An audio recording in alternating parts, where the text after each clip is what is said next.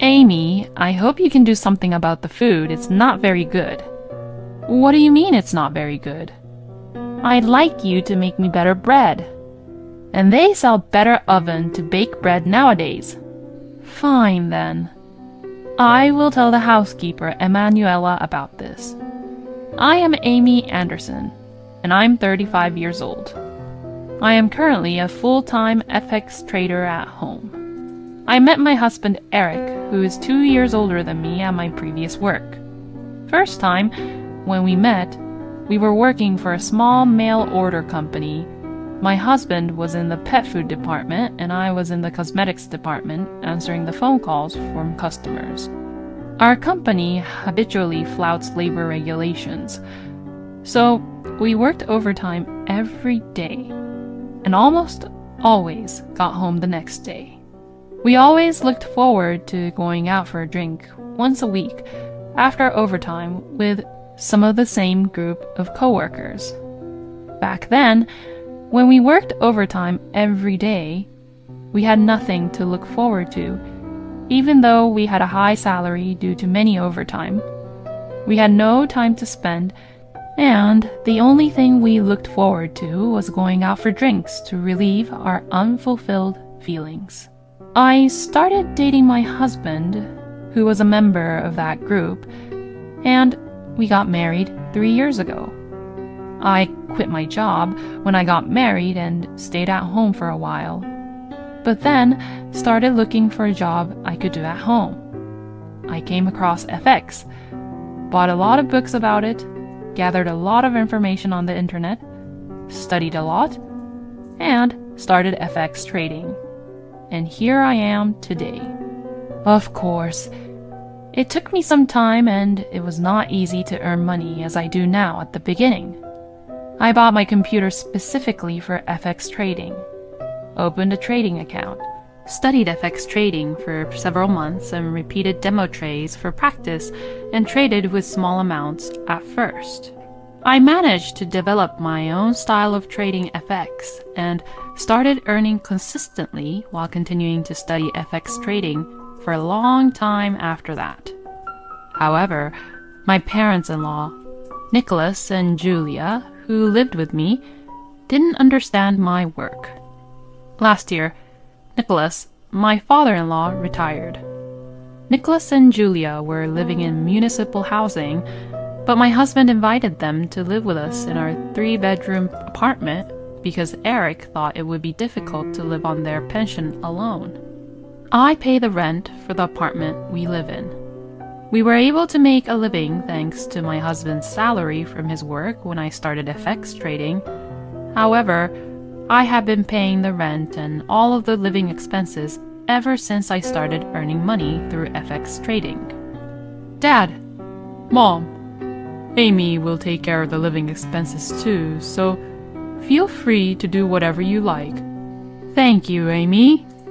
That is very kind of you, Amy. And that is how I started living with Eric's parents. I don't do any of the housework myself. My housekeeper, Emanuela, does all of the housework for me.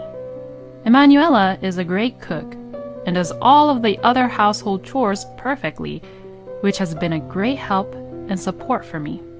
Since I don't spend time on household chores, I was able to spend more time studying FX trading and blogging about how to make money with FX trading. However, Nicholas and Julia does not like this fact. When Nicholas and Julia first moved into our apartment, they were very polite and thankful. But after 2 months of staying, they started asking me, what's the point of having a wife who stays at home and doesn't even do any of the household chores? She just sits in front of the computer all the time, and that's not work. Forex is gambling. They started to say such things like that. Of course, they don't say this directly to me, but they seem to be nagging Eric about it. Since Eric no longer has to pay rent or living expenses and can spend his entire salary at his own discretion, he has become more flamboyant in his clothing styles. He always only wears a custom-made suit nowadays. He only carries high-brand bags and wears high-brand shoes. My husband, who loves fashion, was able to spend money on fashion and seemed quite happy about it and had no complaint. So he was protecting me against my parents-in-law's complaints regarding the work of FX trading. But recently, Eric's attitude has changed. "Hey, Amy, you're always just in front of the computer and you don't wear any makeup and only wear sweatshirts. Isn't that too plain, boring, and horrible? Do I really need to put on makeup and get dressed up when I am just staying at home, not going out? That may be fine for you, but it's not good enough for me." Wait a minute. What do you mean by not good enough for you? Are you saying that just because I am not dressing up, I am not good enough for you? That is right. Don't you ever want to dress up for me to be more attracted to you? Attracted to you? What are you talking about? I need to dress up for you to be attracted to me? Since that conversation, Eric, my husband, started complaining about me with Nicholas and Julia. One day after dinner, I was about to go to the bathroom when I heard this conversation coming from the living room. "Amy, what is always up with her? She makes fun of us, doesn't she? She always makes us feel bad." "That's right. That wife of yours is making fun of us. She thinks we're so poor because we were living in municipal housing." Yes, I feel that way too from her. And the fact that she doesn't do any of the household chores is her way of saying, "I'm different from you." She is just gambling to make money. And she's just so bossy about it. Anyone can do FX trading. Even Amy just studied a little on her own and soon started earning $80,000 every month. I can do it too. You're right, Eric. You can do it too. I don't like how she's bossy and arrogant when she's just making money by gambling and not working hard for it. Anyone can do what she is doing. Anyways, she's not even cute at all. I always wonder who she thinks she is. I was working from home, but it was Eric and I's daily routine to have breakfast together before Eric left for work. Eric still works at the same company we used to work with, so he comes home pretty late. Therefore, we should have mutually valued having breakfast together as a time for the two of us, but my husband began to avoid it and would go to work without eating, saying, "I'll just eat breakfast on the way." Seeing Eric in such manner, Julia said, Eric is getting tired of you because you don't even fulfill your duties as a wife. That's what you get, Amy." She said this sarcastically. "What do you mean by duties as a wife, Julia? If you're talking about the household chores, hasn't Emanuela done it perfectly? Nowadays, what you so-called duties as a wife is so outdated." Outdated? We cherish the good old customs at our family. Your grandmother-in-law used to discipline me a lot. What do you mean by disciplined? Isn't it enough if the household chores are done without that? I'm paying her enough for it. Do you think this is about the money? Do you think that if you bring up the subject of money, I will shut up? Just because you are paying for all our living expenses all the time, you shouldn't be bossy and arrogant about it. Julia, who said this to me, seems to be spending a lot of money socializing with people her own age in the apartment building since they no longer have to pay for their own living expenses. And I sometimes see her going out with a number of expensive high-end brand bags that she seems to have bought. Nicholas also devotes all of his pension to his hobby of golf, and he seems to have bought new golf clubs and has a golf bag at his front door. I am the one who is covering and paying for the rent and all of their living expenses. What is up with these people? Even though I questioned them of their behavior and attitude towards me, my parents-in-law had nowhere else to live, so I just put up with them for now. About a month after Eric stopped eating breakfast with me, his number of going-away business trips have increased. Eric said that he was in charge of starting up the new department of the company. He was thinking of importing LEDs from Korea, and his business trips to Korea increased. That weekend, too, he went out on a business trip to Korea. Since my husband was away that weekend, I went out for dinner with Lily, a friend of mine from school, at a fancy Italian restaurant. I had been to this restaurant with Eric before, and there I saw Eric, who was supposed to be on a business trip to Korea.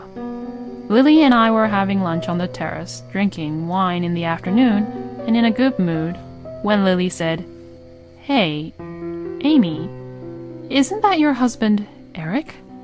When I turned around and looked inside the restaurant, I saw a woman and my husband leaving the restaurant. Oh, wait, maybe I have mistaken. That is not Eric, right? Because he is supposed to be on his business trip to Korea, right? Lily was trying to cheer me up, but it was obviously my husband, Eric. Every time Eric says that he was going on a business trip to Korea, which meant that he was spending the weekend with another woman. The woman who was with him was a petite, cute-looking woman who appeared to be in her early 20s, much younger than Eric, who is 37 years old. I see. Then I recalled that one time Eric said to me, "Don't you want me to be attracted to you?" I believe Eric says something like that. It seemed certain that my husband was definitely cheating on me. So the next day, Monday, I immediately requested an affair investigation by a professional investigator. Recently, I have been receiving more and more packages addressed to Julia at home as well. "Julia, did you buy something again?" "Be quiet, Amy. Do I need your permission to buy anything?" "No, that's not what I am saying." Recently, Julia seems to be addicted to shopping on the internet, buying high-end brand bags and jewelries. I wondered and worried for Julia because there are many fake high-end brand bags which are sold on the internet. But then, I was right. During the day when Eric is gone for work, Julia came into the room where I am working and said, "Hey, Amy, I'd like you to take a look at something." "What is it?" "Just come here." I had no choice but to follow her. And there in the living room, she was opening a package that had just been delivered. I bought 5 bags. They were cheap as a bundle, so I bought them. When I opened the package, they seemed to be fake. "Julia, you should be very careful of buying things on internet because there is a high chance that it might be fake, especially the high-end brand bags and jewelries." I wondered how much Julia had paid for the bags, even though they obviously looked fake and cheap. "What should I do with these 5 bags?" "First, I think you should contact the place you bought it from and see if they have a return policy." After our conversation, Julia tried to contact the place where she bought it, but she couldn't find a phone number or any contact address, and when she finally found one, she tried calling it, but was informed that the number was not in use. For 5 fake bags, Julia has paid a total of $5,000. The mail order site was nicely done and did not look like a scam site at first glance. However, the high-end brand bags were listed at a very unreasonable low price. Julia paid for the bags by bank transfer, and there was no way to stop it with her credit card company, and the cooling-off period policy was well stated as per the rules, so that she was not eligible for a cooling-off period. "Julia, you have to be careful for fakes when you're buying high-end brand goods on internet. If the price is unusually low, there is a high possibility that it is a fake, no matter what you think. You have to really think it through about buying it and not jump on it just because it's so cheap." Don't make it sound like I don't know what I was doing, Amy. No, it's not that. It's just, you just wasted money. It's a waste of money to pay $5,000 for a fake. Shut up, shut up, shut up. Since talking didn't seem to help, I went back to my room and continued working. After dinner on Sunday, Nicholas suddenly told me to stop doing FX trading. The previous Saturday, Nicholas went golfing with a friend from his former workplace, where he heard about Forex trading and said, "I heard that Forex trading is a scam." Amy, are you making money by scamming people? What? How to make money with FX trading. We will not let you lose your money. That's what they would say to scam out money, which I heard from my friend.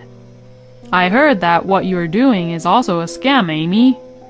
No, I'm not making or offering or luring people to invest in anything. I see you using social networking. I heard that's what scammer uses to scam people. No, I'm just doing a blog for people who are interested in Forex, and I'm trying to be helpful. There's no element of scamming at all. You think you can fool me as much as you want just because I don't know anything about computers at all. No, so I'm not fooling nor scamming you. Dad thinks that you are scamming because you make it look so easy for you to make the money, Amy. It's not easy money, Eric. I told you about this several times now. It's not that easy. You just studied it a little and then you're making a lot of money out of it. It must be easy. Meanwhile, I'm at work, busting my ass and working very hard to start the new department at the company. What? Eric, I thought you were supporting me with the FX trading.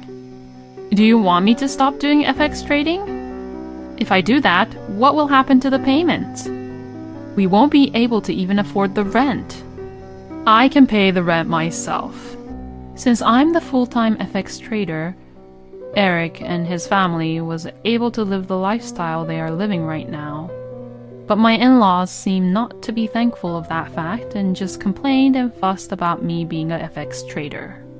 The next day, I received the results of the investigation regarding Eric's infidelity from the investigator which I previously hired. He was definitely cheating on me. My husband was having an affair with a 25-year-old woman who is 12 years younger than him. I had never met the other woman, as she was one of the co-workers at the company and had joined the company after I left. It seems that this other woman was on the several business trips to Korea with Eric. I had been contemplating for a few days after receiving the investigation results. How should I say this to Eric? This will mean a divorce. That same day, Emanuela came and cooked dinner for us, and just as she was leaving, Julia started to speak. Amy, I had a conversation with Nicholas, Eric, and I, just the three of us, and we don't like everything about you. We will just live on our own, and I want you to leave. Eric had not yet returned from work. We don't want to be supported by the money you made from your scams. I don't like the way you act like you know everything. We have talked this over with Eric and decided. Amy, I'm going to ask you to leave. I had a feeling that this was just the right thing to do. Fine, then. The fact that my husband was not even here showed that he no longer had any feelings for me at all, and there was rather no reason for me to take care of these people's lives from the very beginning. I packed my bags that day and moved to a hotel for now. The divorce was finalized shortly after that. Since I had found out that my husband was cheating on me while our marriage, I was able to file him for alimony. I immediately rented a one-bedroom apartment that was suitable for one person and moved into it. I changed the name of the apartment lease where I lived with Eric's to him. One day, about 4 months later, I received a call from Eric, my husband. He said he wanted to talk to me. He said he would come to my current apartment to talk to me. As I was waiting, Nicholas and Julia also came with Eric. I had a very bad feeling about this. Amy, we are very sorry. We apologize for our horrible behavior to you. Please, live with us again." Eric said these words with apologetic manner. Nicholas and Julia saw Eric and hurriedly started apologizing also. "What? What in the world? What is this?" Eric, who was looking down, started to say, "We can't afford to pay $40,000 rent and we are about to be evicted. Even if we get evicted, we have nowhere to go. We are in real trouble, so Amy, please help us." "What on earth are you saying?" Eric explained. Right after I left the apartment, Eric's new department of importing and selling LEDs, the imported special form of LED from a Korean manufacturer to be used in factories and hospitals, turned out to be defective product. The factory that delivered the LED lamps were informed by the customers that the socket part of the LED lamps had come off, and the bulb part was about to fall off, making the delivered LED very dangerous and unusable, and they had to be all recalled and returned.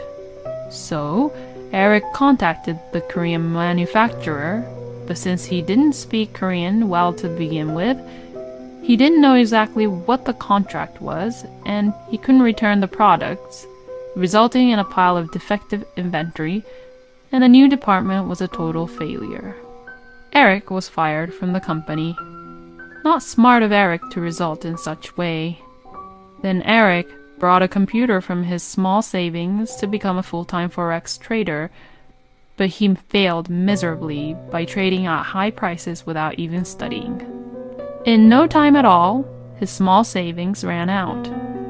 Nicholas and Julia had some savings, but Nicholas tried to use it to invest in stocks to make some profit.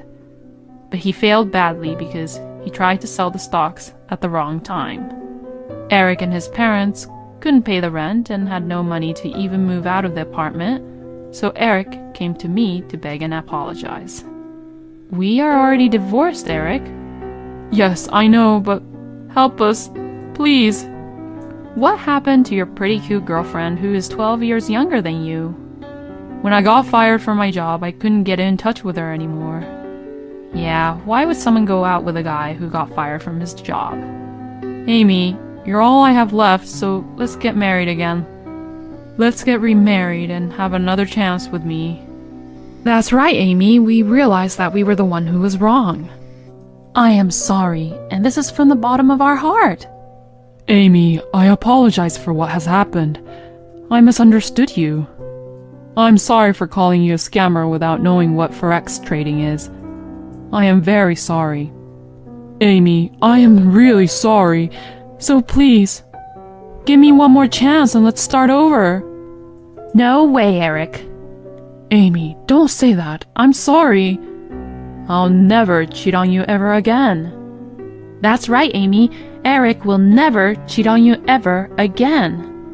Yes, let's all be a family again and live together." "No way in hell I would do such a thing. If you persist any longer, I will call the police on you." Eric and his parents were still trying to talk me in, but when I repeatedly said I would call the police, they finally left. I just cannot believe them. My ex-husband called me twice after that conversation to ask me to get back together with him, but I of course refused. I don't know what happened to Eric, Nicholas, and Julia. I don't even want to know anymore or care about them. But after being home alone all the time working as a trader, I began to think that it was time for me to start dating again. When I talked to my friend Lily about it, she said she would introduce me to someone. I am going to meet up with Lily and her guy friend tomorrow. I am very much looking forward to it and my new beginning.